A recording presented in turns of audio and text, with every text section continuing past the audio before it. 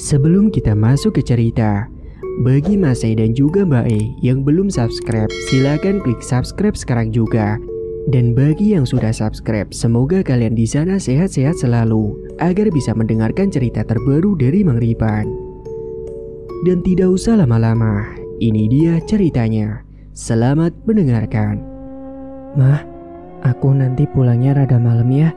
Soalnya mau mampir ke rumah temen dulu, mau garap tugas di sana. Ucap Bella pada mamanya ketika hendak berangkat ke kampus. Iya nggak apa-apa, tapi nanti kamu kabarin mama ya, ucap Bu Ani. Oh iya mah, papa hari ini pulangnya jam berapa mah?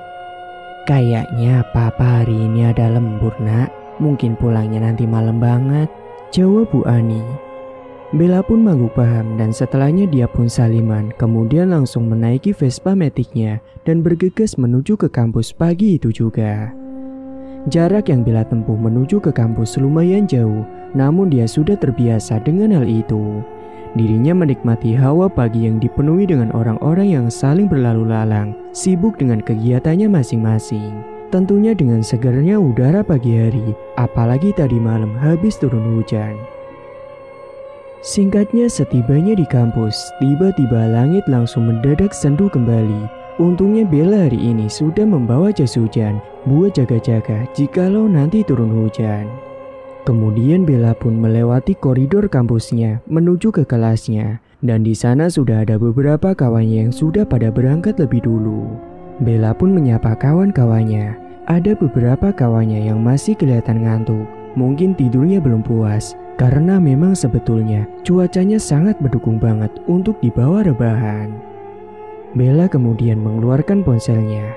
Ternyata ada beberapa pesan masuk dari ayangnya, yaitu Ilyas, yang menanyakan sudah berangkat apa belum. Kemudian Bella pun membalas pesan itu. Dan selang beberapa saat pesan pun masuk kembali.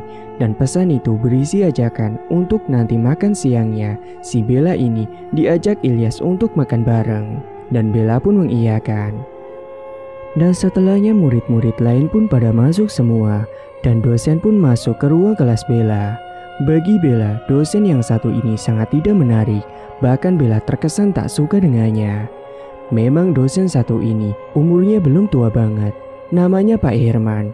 Dia kisaran umuran 30 tahunan.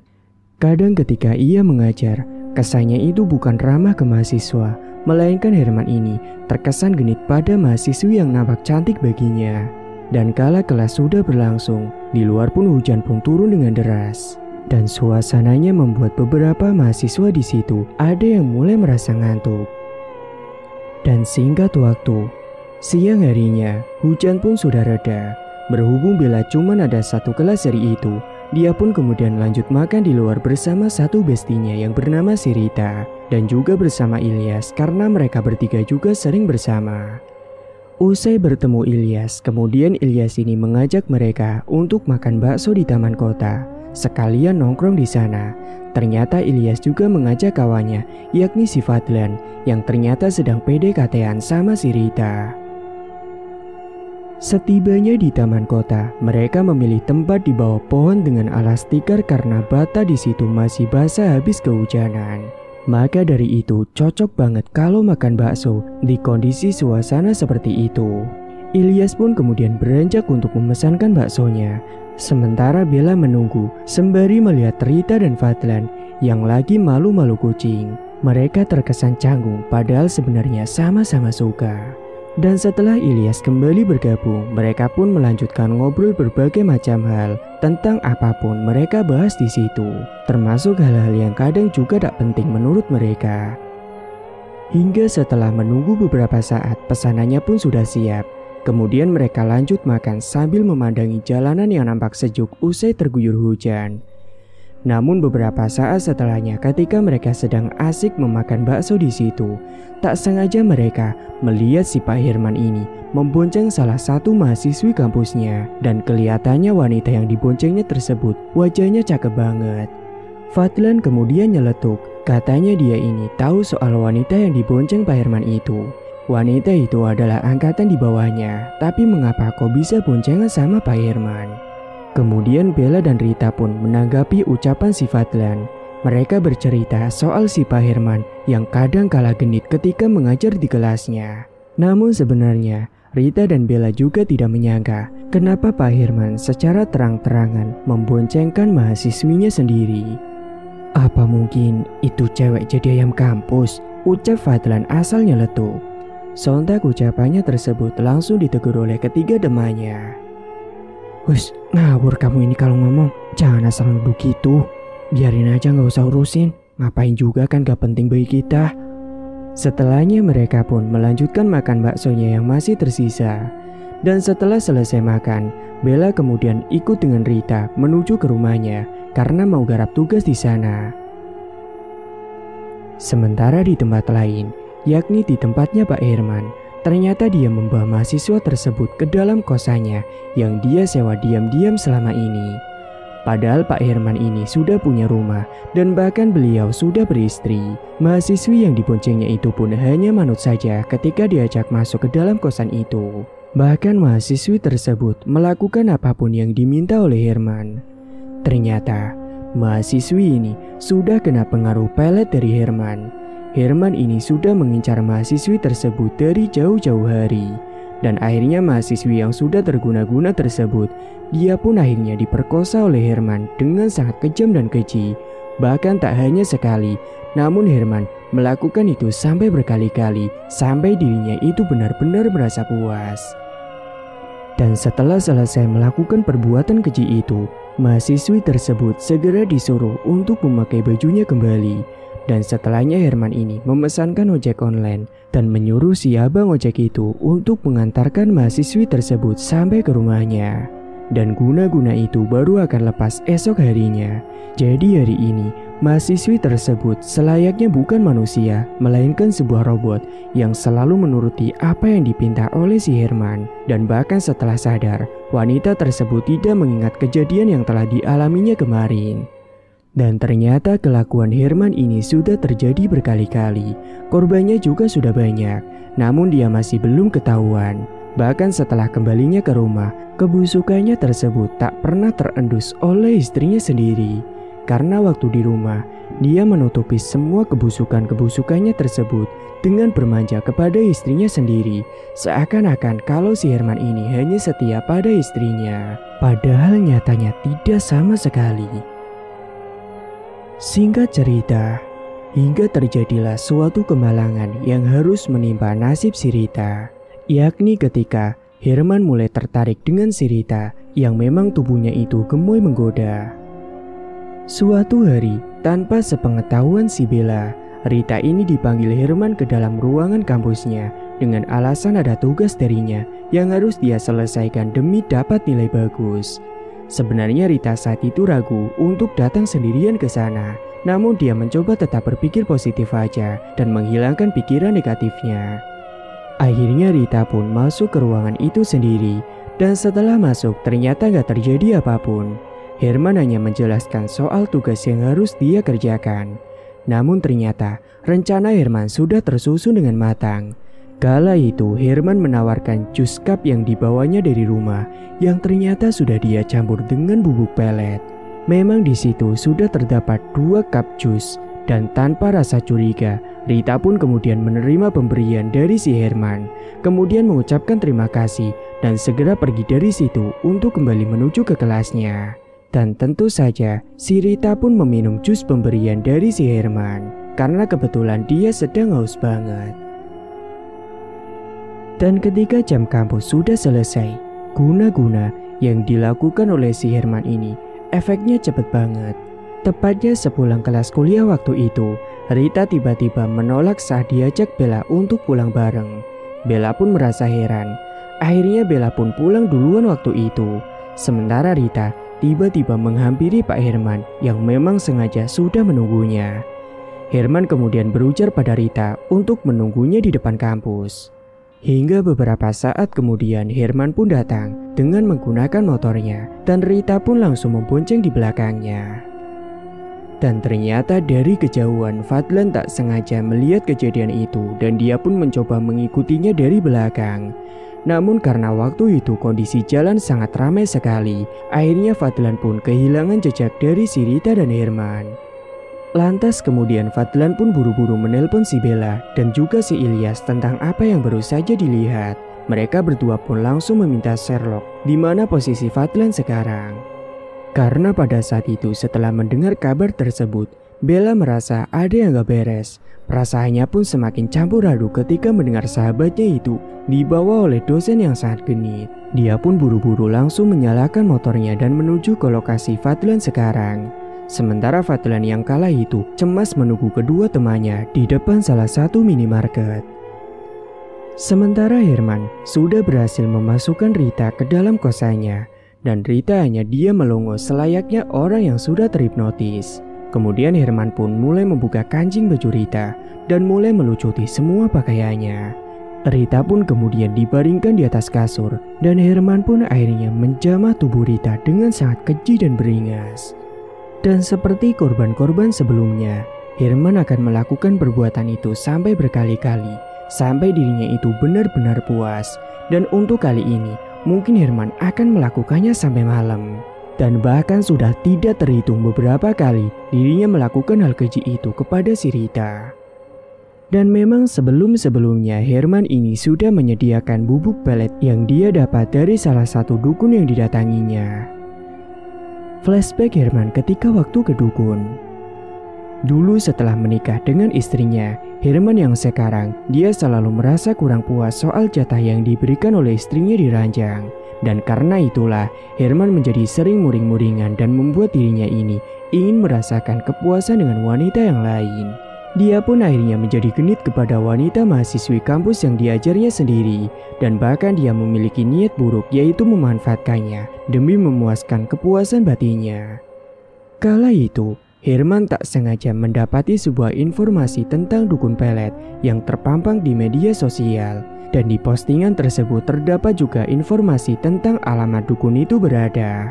Dan singkatnya keesokan harinya, Herman yang kebetulan libur di kampus dan tidak mengajar, dia bergegas menuju ke tempat dukun tersebut. Dia berangkat dengan menggunakan motornya menuju ke sana dengan berbekal alamat yang sudah ia catat di ponselnya. Dan butuh waktu sekitar 4 jaman untuk menuju ke tempat dukun tersebut karena dia harus melewati jalanan yang cukup berliku karena rumah dukun tersebut berada di sebuah perbukitan yang kanan kiri jalannya dipenuhi dengan pepohonan yang lebat sekali. Beberapa saat kemudian, akhirnya Herman pun sampai di rumahnya si dukun yang bernama Mbak Joko. Rumahnya kala itu tertutup oleh rimbunya pepohonan bambu. Kemudian setelah memarkirkan motornya, Herman langsung menuju ke rumah itu dan langsung mengetuk pintunya. Dan selang beberapa saat setelahnya, Mbak Joko pun keluar dan langsung menyuruh Herman untuk masuk terlebih dahulu. Kemudian setelahnya, Herman pun langsung menjelaskan apa maksud kedatangannya ke situ, yakni dirinya meminta agar semua wanita jatuh cinta kepada dirinya. Dan dia juga ingin meminta bubuk pelet ajian sesuai dengan informasi yang ia dapat dari media sosial. Untuk melakukan pelet bubuk itu, kamu harus melakukan beberapa ritual terlebih dahulu. Dan kamu juga harus membayar jasaku sebesar 2 juta. Herman pun menyanggupinya dan dia pun memberikan amplop coklat berisi uang yang langsung diberikan kepada Mbak Joko. Baiklah kalau begitu, nanti malam kita akan langsung melakukan ritualnya. Sekarang dirimu istirahat saja lebih dulu di salah satu kamar rumahku. Singkatnya malam hari pun telah tiba. Herman kemudian diajak Mbak Joko untuk melakukan ritualnya. Ritual tersebut dilakukan di dalam ruangan yang di sana sudah tertata beberapa sesajen seperti kembang-kembangan, jajanan tradisional dan juga keperluan yang lainnya. Kemudian Mbak Joko pun berkomat-kamit membacakan mantranya di depan kemenyan yang sudah menyala. Kemudian setelahnya, dia pun mengambil sebuah kayu entah kayu apa yang kemudian dipotong kecil-kecil lalu diletakkan di atas kemenyan untuk dibakar. Hingga sampai kayu tersebut pun berubah menjadi abu. Dan tak berhenti hanya sampai di situ. Kemudian Mbak Joko mengambil beberapa bunga melati yang kemudian dibakar juga bebarengan dengan kayu yang sudah kering tersebut. Sembari Mbak Joko ini terus merapalkan ajian mantranya. Siro kang tapuji, ngelangkai kantil meluo kanti buko ati, kang dadi kersaku, gelemo tatresnani, ngimbang ono ing jero ati jabang bayine Fulan. ucap Bajoko yang membacakan mantra tersebut sebanyak 77 kali tanpa henti. Dan setelah Bajoko selesai membaca mantra tersebut, kemudian dirinya mengambil sebuah botol kaca kecil dan dia pun mulai memasukkan semua bubuk yang ada di bakaran kemenyan itu ke dalam botol kaca tersebut. Setelahnya botol tersebut kemudian diberikan kepada si Herman. Bawalah pulang bubuk ini, dan nanti kamu pakai bubuk itu untuk memikat wanita yang kamu inginkan.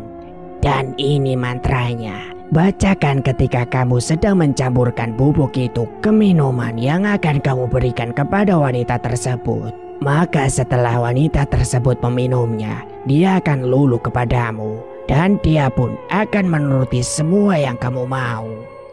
Baik Mbah, saya paham. Sekarang kamu sudah boleh pulang. Baik Mbah, kalau begitu saya pamit pulang dulu. Terima kasih banyak Mbah. Dan singkat waktu, keesokan paginya Herman pun mulai berangkat ke kampus dan dia pun melancarkan aksinya untuk pertama kali. Dia genit dengan mahasiswi yang cantik yang menurutnya menarik baginya.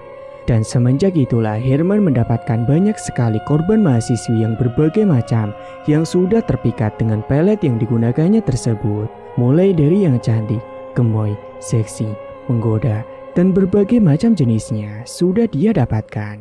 Bahkan ia melakukan itu semua tanpa sepengetahuan oleh istrinya yang ada di rumah. Namun semenjak dirinya itu melakukan pelet dan menyimpan bubuk pelet tersebut, kini di rumahnya Herman selalu mendapatkan gangguan yang membuat dirinya itu tidak tenang. Seperti yang terjadi pada suatu malam, tepatnya ketika jam sudah menunjukkan angka 12 malam, Herman belum bisa tertidur. Dirinya malah dikejutkan dengan suara yang mengetuk pintu kamarnya beberapa kali. Dan itu pun membuat Herman ketakutan. Bahkan kemudian pintu tersebut terbuka dan menggebrak dengan sendirinya. Istrinya kala itu sudah tertidur pulas, jadi dia tidak mendengar kejadian malam itu. Dan istrinya pun tertidur dengan tutupan selimut. Sementara si Herman dibuat ketakutan ketika melihat ada sosok tinggi besar sudah berdiri tepat di depan pintu kamarnya. Kala itu tubuh Herman langsung menjadi kaku. Bahkan dia juga tak bisa berteriak atau sekedar membangunkan istrinya. Namun untungnya beberapa saat setelahnya, sosok tersebut menghilang dengan sendirinya. Namun si Herman sudah pingsan lebih dulu sebelum sosok itu pergi meninggalkannya. Flashback off, kembali ke masa kini ketika si Herman sudah selesai menyetubuhi si Rita. Kala itu di tempat lain, Bella, Ilyas, dan Fadlan sedang panik mencari keberadaan Rita yang tidak kunjung ketemu juga. Mereka kemudian mencoba bertanya kepada orang-orang sekitar tentang ciri-cirinya si Herman. Permisi Pak, saya mau nanya Pak, apa tadi Bapak melihat ada orang yang lewat sini? Kalau yang lewat sini tuh banyak Mas. Memangnya Mas ini mau cari orang yang ciri-cirinya seperti apa? Gini Pak, orangnya tinggi besar dan agak berisi, dan juga memiliki kumis tipis, rambutnya cepak, dan menggunakan kemeja warna biru muda, dan motornya itu PCX Pak. Dan untungnya si bapak tersebut pun tahu tentang ciri-ciri yang disebutkan mereka. Dan si bapak tersebut pun berkata kalau orang tersebut telah mendiami kosan yang ada di sekitaran situ. Dan kemudian si bapak itu pun langsung menunjukkan di mana letak kosan tersebut. Dan setelah mereka bertiga paham dengan arahan si bapak-bapak tersebut, akhirnya mereka pun langsung buru-buru pergi menuju ke kosan yang sudah disebutkan oleh bapak tadi. Dan benar saja, mereka mendapati motor Herman terparkir di situ dan ada juga sepatu Rita di situ. Tanpa basa-basi, Fadlan langsung mendobrak pintu tersebut sampai jebol dan mereka mendapati Herman sedang menumpuki si Rita yang gak pakai busana. Ilyas dan Fadlan pun marah dan segera menyeret keluar sambil mengajarnya. Para warga pun yang mendengar keributan langsung pada berdatangan. Sementara Bella langsung menghampiri Rita. Dia mengira Rita awalnya yang mau melakukan perbuatan itu sendiri. Namun ketika dia mendapati Rita seperti orang yang kosong pandangannya, dia pun menduga kalau Rita ini sudah terkena guna-guna. Bahkan mungkin karena sudah lemas, Rita ini sudah pingsan. Namun si bajingan Herman itu masih tetap saja menggaulinya. Sementara di luar kosan, warga mencoba menghentikan Ilyas dan Fadlan yang masih terus saja memukuli si Herman sampai babak belur. Kemudian Bella membantu menjelaskan tentang duduk perkaranya. Hingga pada akhirnya warga pun memihak kepada si Bella dan akan melaporkan Herman ke pihak berwajib. Kemudian setelahnya, si Rita pun tersadar sambil berteriak ketakutan sambil menjerit. Kemudian Fadlan yang mendengar itu langsung masuk ke dalam kosan. Bahkan yang membuat semua orang terheran ketika Rita malah terbangun sambil teriak-teriak manggil namanya si Herman. Dan mereka semua pun benar-benar sudah menduga kalau si Rita ini sudah terkena guna-guna yang dilakukan oleh Herman. Para ibu-ibu yang ada di situ pun kemudian menyuruh beberapa warga yang lain untuk mendatangkan seorang ustadz. Dan sembari menunggu ustadz datang, para ibu-ibu yang ada di situ membantu mencoba memakaikan pakaian Rita kembali. Dan singkatnya ketika ustadz sudah sampai di situ, beliau terkejut ketika mendapati ada sosok mengerikan yang ada di tubuhnya si Rita. Kemudian sang ustadz pun meminta kepada ibu-ibu untuk menyiapkan daun sirih dan juga air bekas cucian beras. Dengan segera mereka pun langsung menyiapkan semua yang dipinta oleh sang ustadz. Dan setelah semuanya sudah siap, ustadz pun kemudian segera mulai melakukan ruqyah untuk si Rita, yang kemudian dibacakan ayat-ayat suci Al-Quran. Kemudian tubuh Rita pun langsung memberontak dan meronta-ronta kesakitan. Tubuhnya dibantu dipegangi oleh Bella dan ibu-ibu yang ada di sana. Dan Rita pun semakin mengerang kesakitan. Bahkan kedua tangannya mencoba untuk memegangi perutnya, seakan sakitnya berkumpul di situ. Namun sang ustadz tetap tidak menghentikan bacaannya. Dan tiba-tiba seketika lampu di rumah kosan itu langsung padam dengan sendirinya, disertai dengan munculnya angin yang kencang sekali masuk ke dalam ruangan tersebut. Dan mereka semakin dibuat terkejut ketika kaca jendela tiba-tiba pecah dengan sendirinya. Namun sang ustadz masih tetap fokus membacakan doanya. Dan beberapa saat kemudian, Rita pun kemudian merasa mual pada perutnya. Dan dia pun akhirnya muntah-muntah, namun dia tidak mengeluarkan apapun dari dalam tubuhnya. Malah setelahnya, wajah Rita ini berubah menjadi menakutkan sekali daripada sebelumnya. Dan matanya menatap tajam ke arah sang ustadz. Namun ustadz masih terus saja membacakan ayat-ayat suci Al-Quran tanpa henti. Bahkan kini, bacaan sang ustadz semakin dikeraskan. Hingga beberapa saat setelahnya, sosok itu pun berhasil dikeluarkan secara paksa dan Rita pun akhirnya tersadar dengan kondisi yang lemas. Kemudian sang ustadz pun memberikan air putih yang sudah didoakan kepada si Rita untuk segera diminum. Dan setelah menghabiskan air putih tersebut, Rita tiba-tiba muntah kembali. Namun kali ini, dari dalam mulutnya, dia memuntahkan darah kental yang berwarna merah kehitaman. Membuat warga bergidik ngeri melihat hal itu. "Pelet, dia sudah terkena pelet dari orang itu," ucap sang ustadz sembari menunjuk si Herman. Sontak tatapan warga pun langsung menatap ke arah si Herman yang sudah babak belur dan ingin mengajarnya kembali. Namun sang ustadz melarangnya dan berkata untuk diserahkan saja kepada pihak berwajib dan jangan main hakim sendiri. Sementara Rita yang baru sadar, dia bingung dengan apa yang terjadi pada dirinya. Bahkan dia tidak tahu kini dia ada di mana. Dan yang membuat dirinya semakin heran entah kenapa anunya terasa sakit sekali. Kemudian Bella pun membantu menjelaskan secara pelan-pelan kepada dirinya kalau dia telah terkena guna-guna dan sudah diperkosa oleh si Herman. Rita pun akhirnya kemudian menangis di pelukan si Bella. Dia seakan tidak menerima tentang apa yang sudah terjadi pada dirinya dan dia menolak fakta tersebut. Namun fakta tetaplah fakta dan inilah yang sudah terjadi pada dirinya. Rita pun kembali teringat saat dirinya dikasih minum oleh Herman waktu tadi dipanggil ke ruangannya dan ia menduga itulah penyebab awalnya. Kemudian setelahnya Rita pun diantarkan oleh mobil milik warga dan ditemani Bella dibawa pulang ke rumahnya. Sementara Fadlan dan Ilyas ikut warga yang lain untuk membawa Herman menuju ke pihak berwajib untuk dihukum dan dia pun akhirnya dijebloskan di penjara. Singkat waktu, 7 hari telah berlalu. Rita di rumah selalu dijenguk teman-temannya yang mencoba menguatkan dirinya. Hingga beberapa hari setelahnya, Rita pun muntah-muntah dan ternyata dia positif bunting dan dia tidak mau hal itu. Dia yang sudah frustasi akhirnya meninggalkan pesan surat maaf pada kedua orang tuanya. Dan setelahnya Rita ini gantung diri di dalam kamarnya sendiri dan dia pun akhirnya tewas. Bella, Ilyas, dan Fadlan yang mendengar kabar duka tersebut langsung syok dan sedih. Mereka tak mengira Rita bakal melakukan hal senekat itu. Dan pada akhirnya mereka pun datang ke rumahnya si Rita untuk bertakziah. Dan yang paling merasa kehilangan dan bersedih banget adalah si Fadlan. Karena cintanya itu belum tersampaikan ketika si Rita masih hidup dulunya. Dan singkat cerita, Bella, Ilyas, dan Fadlan masih tak terima dengan kenyataan pahit tersebut. Sementara pelaku hanya terjerat penjara selama 5 tahun dan itu pun sudah disogok pastinya. Akhirnya mereka bertiga memutuskan untuk membalaskan dendamnya si Rita. Mereka kala itu baru pulang kuliah. Seperti biasa, mereka ngumpul di taman kota sambil makan dan ngobrol. Dan kali ini tidak seperti biasanya yang selalu bercanda. Kali ini mereka serius membahas tentang bagaimana caranya untuk membalaskan dendam kematian si Rita.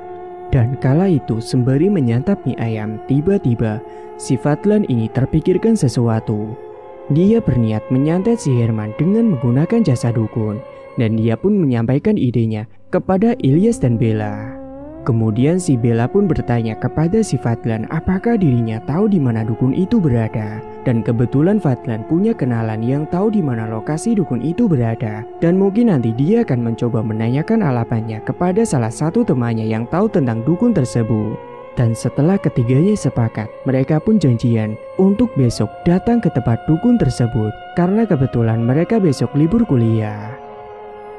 Singkat cerita, esok paginya mereka sudah berkumpul di tempat yang sudah dijanjikan. Dan setelahnya mereka bertiga pun berangkat ke dukun tersebut menggunakan mobil milik Ilyas. Perjalanan yang mereka tempuh cukup lumayan jauh karena beda daerah. Hingga beberapa saat kemudian mereka pun sampai juga di desa tempat dukun itu berada. Akan tetapi mereka tidak tahu di mana rumah dukun tersebut. Akhirnya mereka pun mampir terlebih dahulu di warung untuk makan siang. Sekalian nanya-nanya di situ. Dan untungnya si pemilik warung tersebut tahu di mana rumah dukun itu berada dan menjelaskan secara singkat kepada mereka semua. Mereka pun akhirnya paham dan setelah selesai makan mereka langsung membayar dan kemudian beranjak pergi untuk langsung menuju ke rumah dukun yang sudah dituturkan oleh si pemilik warung barusan. Hingga beberapa saat setelahnya mereka pun akhirnya sampai juga di rumah yang ada di tengah kebun. Mereka pun kemudian mendatangi rumah itu dan langsung mengetuk pintunya. Dan kemudian muncullah kakek tua dari dalam rumah. Dan si Fadlan pun berkata singkat kalau mereka butuh jasanya. Akhirnya mereka bertiga pun kemudian diajak masuk ke dalam rumah terlebih dahulu. Dan setibanya di dalam, Fadlan mewakili Bella dan Ilyas. Dia menceritakan kepada Mbah Suryo, nama dukun itu, bahwa mereka hendak menyantet seseorang. Si Fadlan meminta kepada dukun itu untuk membuat orang yang akan disantetnya, yakni si Herman, agar dibuat penderita dengan alat kelaminnya yang bengkak dan selalu diteror oleh sosok-sosok menyeramkan. Bahkan si Fadlan menuturkan alasannya kenapa mereka berbuat sampai sejauh itu, yakni untuk membalaskan dendam kematian temannya yang telah menjadi korban dari manusia bajingan itu. Itu mudah, tapi sebelumnya ada beberapa syarat. Dan kalian juga harus membayar mahar kepadaku. Dan juga sediakan foto yang akan kalian targetkan. Maharnya berapa, Mbah? 1,5 juta. Apakah kalian sanggup? Mereka bertiga pun menyanggupinya. Dan kebetulan mereka juga sudah menyiapkan foto si Herman jikalau dibutuhkan. Dan langsung memberikannya kepada Mbah Suryo. Serta uang 1,5 juta. Yang adalah mereka bertiga iuran 500 ribuan. Juga diberikan kepada Mbah Suryo. Baiklah kalau begitu, kita lakukan ritualnya sekarang juga. Mereka bertiga kemudian diajak masuk ke dalam sebuah ruangan ritual. Di dalam ruangan itu sudah tertata beberapa sesajen dan juga kemenyan yang sudah dibakar. Mbah Suryo pun mulai melakukan ritualnya dan dia mulai berkomat-kamit membaca mantranya. Kemudian Mbah Suryo mengambil sebuah boneka pocongan sebagai media santetnya. Dan kala itu Boneka tersebut kemudian diasapkan di atas bakaran kemenyan, dan setelahnya foto Herman kemudian diikatkan jadi satu dengan boneka tersebut. Kemudian boneka itu pun ditusuk-tusuk dengan menggunakan jarum yang tajam, dan bagian dari boneka tersebut yang ditusuk-tusuk adalah bagian bawah, yakni di area kelamin boneka tersebut.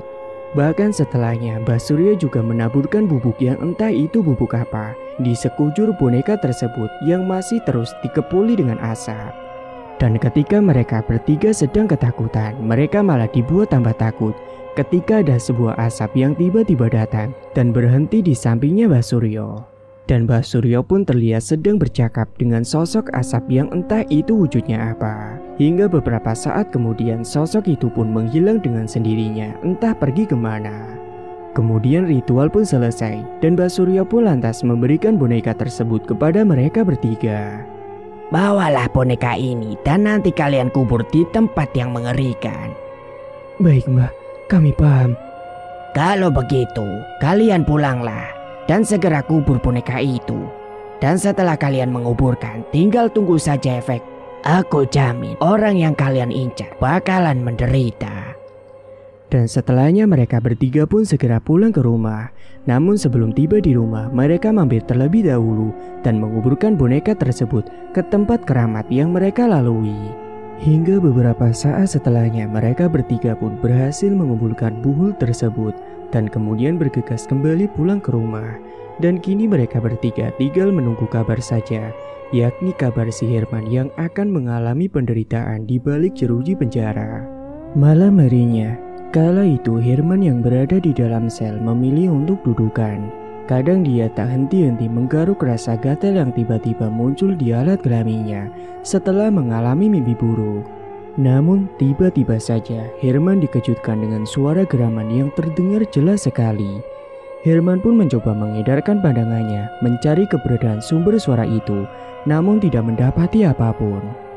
Akan tetapi saat Herman sedang melamun, tiba-tiba dia dikejutkan dengan kemunculan sosok buto yang sangat menyeramkan sekali, dengan tubuhnya yang tinggi besar, dengan kedua mata merah menatap tajam ke arah dirinya. Herman pun sontak langsung terdiam kaku, tubuhnya gak bisa digerakin sama sekali. Hingga pada akhirnya dia yang tidak kuat melihat sosok yang ada di hadapannya itu. Herman pun berteriak dan ambruk pingsan setelahnya. Dan singkat waktu, Herman yang sudah benar-benar stres tak tertolong, dia di dalam selnya selalu teriak-teriak sendiri dan menangis gak jelas. Bahkan setiap malamnya selalu mendapatkan gangguan dan teror, membuat dirinya tidak tenang, baik batin maupun jiwanya. Dia benar-benar sudah seperti orang gila.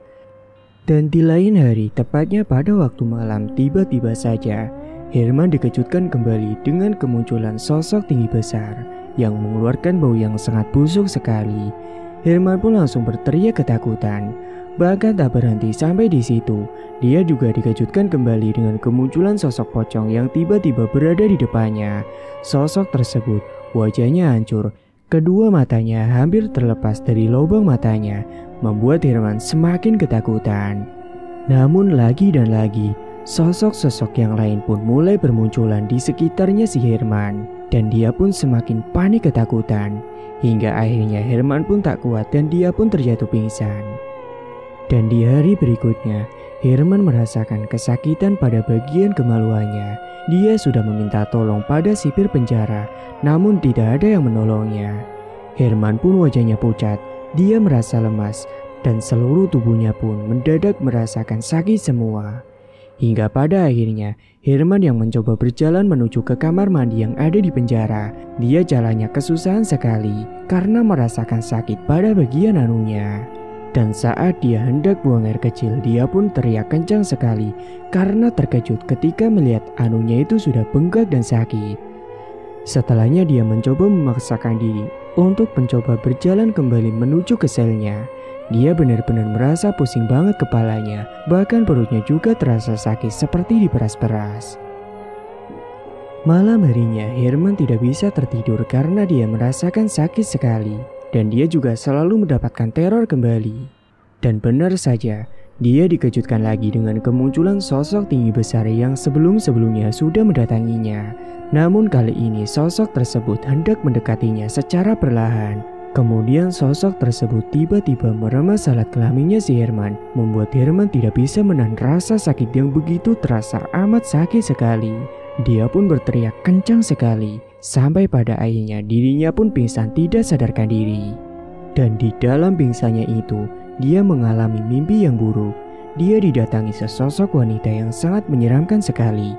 Sosok itu mencoba untuk menjilati kemaluannya, namun Herman merasakan perih dan sakit sekali. Dia pun langsung terlonjak bangun kala itu. Dirinya terbangun dengan napas yang tidak beraturan, bahkan tubuhnya sudah basah dengan keringat dingin karena ketakutan. Namun teror tak berhenti sampai di situ. Sesaat setelahnya dia malah mendengar ada suara wanita yang menyinden. Seketika Herman pun langsung merinding lagi. Dan saat dia menoleh ke pojok selnya, ternyata di sana ada sosok wanita yang menyeramkan yang sama persis yang ada di dalam mimpinya. Sontak Herman pun langsung terlonjak kaget dan tubuhnya pun langsung kaku. Dia tidak bisa ngapa-ngapain hingga sosok tersebut mulai mendekatinya dan melakukan hal yang sama seperti apa yang terjadi tadi di dalam mimpinya. Dan Herman pun berteriak kencang sekali. Dan di hari-hari berikutnya, karena dirinya sudah tidak kuat mendapat teror terus-menerus, akhirnya kala itu dia nekat mengambil sebuah obat nyamuk cair yang ada di situ, kemudian langsung meminumnya. Dan akhirnya dia pun tewas setelah bunuh diri. Singkat waktu, kabar kematian si Herman pun telah sampai di telinga mereka bertiga, yakni Ilyas, Fadli, dan Bella. Mereka pun sangat puas mendengar kabar itu. Akhirnya balas dendam Rita telah terbalaskan dan mereka berharap Rita bisa tenang di alam sana. Tamat, cerita pun selesai. Terima kasih bagi Mas E dan Mbak E yang sudah setia menyimak cerita ini sampai akhir. Dan bagi yang belum menekan tombol subscribe, silakan klik tombol subscribe sekarang juga.